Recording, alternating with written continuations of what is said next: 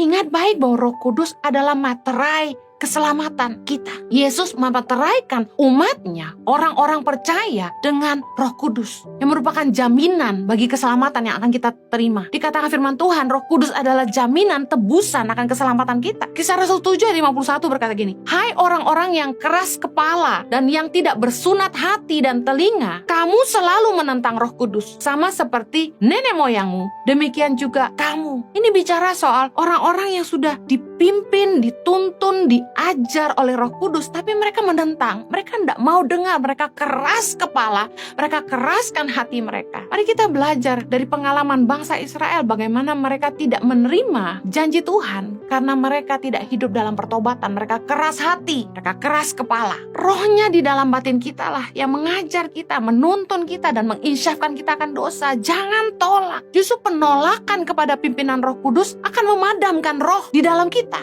1 Tesalonika 5 ayat 19 berkata, janganlah padamkan roh. Jangan sampai Roh Kudus sudah tidak mau bicara lagi sama kita. 1 Timotius 1 ayat 19 berkata, beberapa orang telah menolak hati nuraninya yang murni itu, karena itu kandaslah iman mereka. Jangan sampai Roh Kudus berhenti berbicara dan sudah tidak mau mengingatkan kita lagi, karena kita keras hati. Karena awal penyebab orang kehilangan iman adalah karena mereka menutup mata hatinya, mereka mengeraskan hatinya dan tidak mau diingatkan lagi sama Roh Kudus. Kalau Anda berkata, enggak tuh kayaknya Roh Kudus nggak pernah bimbing saya yakin dia bicara pada kita dengan cara yang berbeda. Roh Kudus itu bisa bicara dengan memberi kita pengertian. Roh Kudus bisa ngajarin kita dengan insting, dengan feeling. Kita ketemu orang, serta-merta kita bisa kayak ngerti orang ini motivasinya apa. Itu semua pekerjaan roh di dalam kita. Ketika kita berselingkuh, Roh Kudus di dalam batin kita pasti berkata, jangan, dan menyadarkan kita bahwa perbuatan kita salah. Tapi seringkali kita lebih cinta dosa kita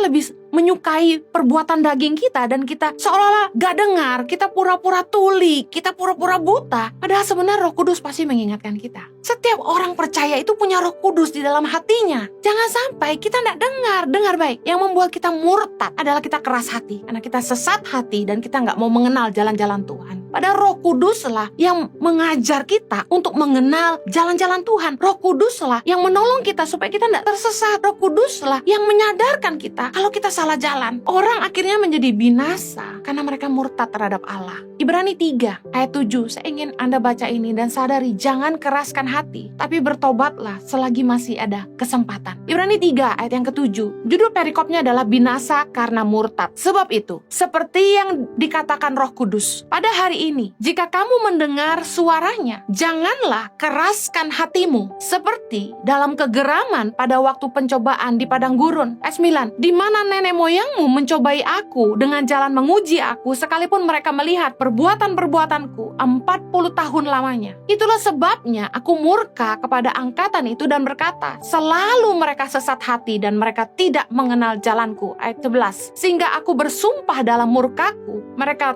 takkan masuk ke tempat perhentianku. Waspadalah, hai saudara-saudara, supaya di antara kamu jangan terdapat seorang yang hatinya jahat dan yang tidak percaya oleh karena ia murtad dari Allah yang hidup. Tetapi nasihatilah seorang akan yang lain setiap hari, selama masih dapat dikatakan hari ini, supaya jangan ada di antara kamu yang menjadi tegar hatinya karena tipu daya dosa. Ayat 14, karena kita telah beroleh bagian di dalam Kristus, asal saja kita teguh berpegang sampai kepada akhirnya pada keyakinan iman kita yang semula. Setelah kita menerima Yesus sebagai Tuhan dan Juru Selamat, kita beroleh bagian dalam keselamatan, penebusan Kristus, dan Roh Kudus menjadi materai dalam hidup kita. Diberikannya Roh Kudus dalam batin kita. Kita harus teguh berpegang kepada keyakinan iman kita, bukannya malah hidup dalam dosa. Ketika secara manusia kita masih hidup di dalam daging dan kita masih suka lemah, kita ngikutin keinginan daging dan kita jatuh. Firman Tuhan berkata, roh penurut tapi daging lemah. Tuhan tahu bahwa kita lemah, makanya Yesus bilang lebih baik aku pergi supaya Roh Kudus itu datang menjadi penolong bagi kita, yang mengajar kita, menghibur kita dan menuntun kita supaya kita mengerti jalan-jalan Tuhan. Jangan sampai kita tegar hati karena tipu daya dosa. Kita ngotot sama dosa kita. Kita nggak mau keluar dari dosa kita. Kita tahu kita salah, tapi kita nggak mau bertobat. Kita tahu kita menipu, kita berbohong, tapi kita tetap saja